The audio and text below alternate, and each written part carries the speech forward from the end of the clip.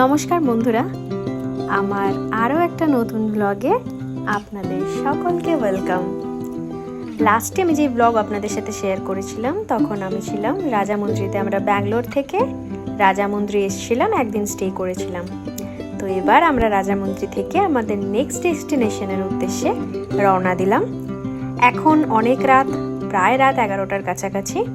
আমরা আমাদের হোটেল থেকে বেরিয়ে এখন পুরীর উদ্দেশ্যে যাচ্ছি। রাস্তা শুনশান, চারিদিকে গাড়ি ঘোড়া কম। দূরে একটা বোর্ড দেখা যাচ্ছে, এখান থেকে লেপার্ড নাকি পার হয়, কিন্তু কখন পার হয়, কিভাবে পার হয় সেটা জানা খুব মুশকিল। কেননা ব্যাঙ্গালোরও এরকম অনেক আমি এরকম হেডিং দেখেছি যেখান থেকে নাকি লেপার্ড পার হয়, হাতি পার হয়, কিন্তু আমি কোনোদিনই চোখে সেরকমভাবে দেখিনি। তো এভাবেই আমরা চলছি। সামনে রাস্তা একটা হেডিং দূর থেকে দেখা যাচ্ছে, হোপফুলি সেখানে কলকাতা লেখা রয়েছে। হ্যাঁ, এখনো 1057 কিলোমিটার আমাদেরকে কলকাতায় যেতে হবে।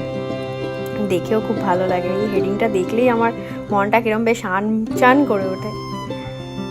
তো এইবার আমরা যাচ্ছি বিশাখাপত্তনমের একটা হাইওয়ে দিয়ে, ভাইজ্যাক যেটা।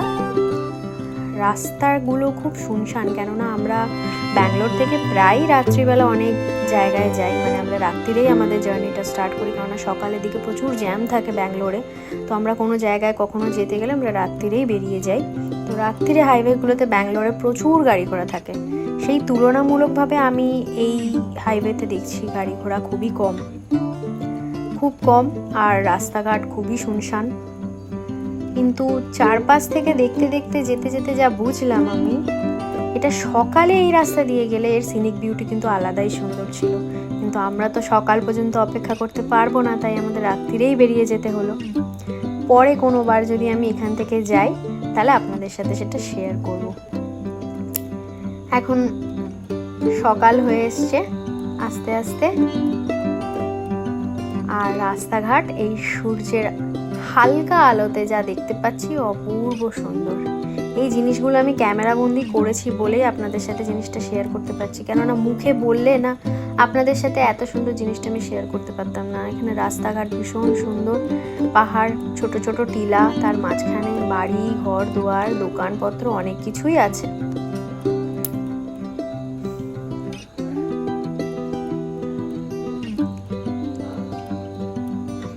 ওই দূরে ছোট ছোট ছোট ছোট টিলা দেখা যাচ্ছে।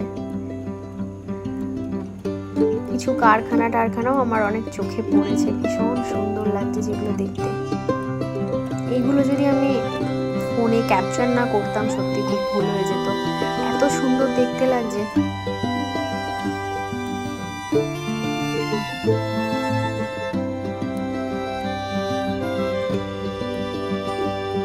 ওই দূরে ধীরে ধীরে আমাদের সূর্যি মামা বেরোচ্ছেন, আস্তে আস্তে সকাল হচ্ছে, যেটা দেখতে আমার ভীষণ ভালো লাগে। আগের ভিডিওতেও আমি দেখেছিলাম, কারণ আমরা এই টাইমেই যেহেতু ট্রাভেল করেছি, এই সূর্য ওঠাটা আমি পরপর দুদিনই দেখলাম, আর আমার এটা দেখতে ভীষণ ভালো লাগে।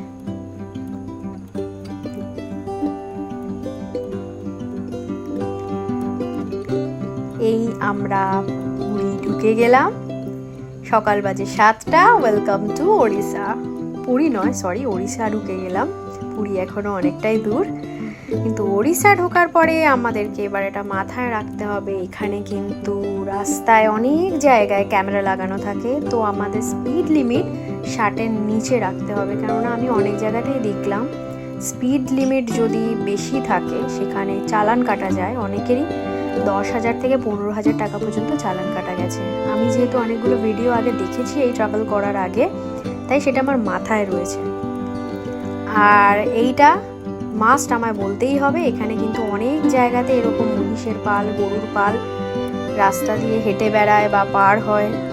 হাইওয়েতে পর্যন্ত গরুরা দাঁড়িয়ে থাকে, বসে থাকে। এরপরে আমি আপনাদের সাথে সেটা শেয়ার করবো, আপনারা এই ভিডিওতেই দেখতে পাবেন যে খুব খারাপ অবস্থা। এই ওড়িশার এই হাইওয়েতে গরুদের বসে থাকাটা খুব মুশকিল, তাই আপনাদেরকে একটু সাবধানে চালাতে হবে। অনেক গরু মরেও অনেক জায়গাতে পড়েছিল, সেগুলো আমার আর তোলা হয়নি।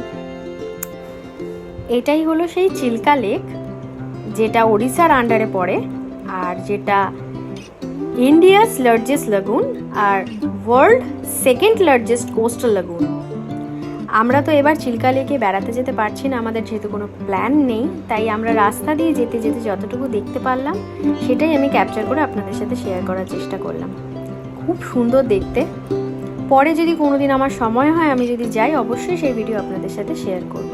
আর এই যে সেই ভিডিও যেটা আপনাকে আমি বলেছিলাম আপনাদেরকে যে আপনাদেরকে সাথে আমি শেয়ার করব, এই রাস্তায় এদের দাঁড়িয়ে থাকা বসে থাকার ভিডিও, এটা বেশ মানে আমার দেখে তো খুব ভয়ে লেগেছে, কেননা এই রাস্তা দিয়ে আপনাদেরকে খুব সাবধানে চালাতে হবে।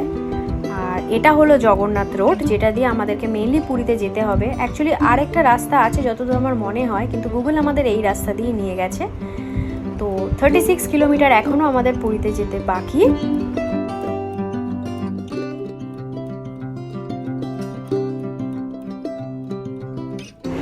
এখানে লেখা রয়েছে পুরী আরো 6 কিলোমিটার যেতে হবে। আর আমরা পৌঁছে গেলাম পুরী। জয় জগন্নাথ, জয় জগন্নাথ।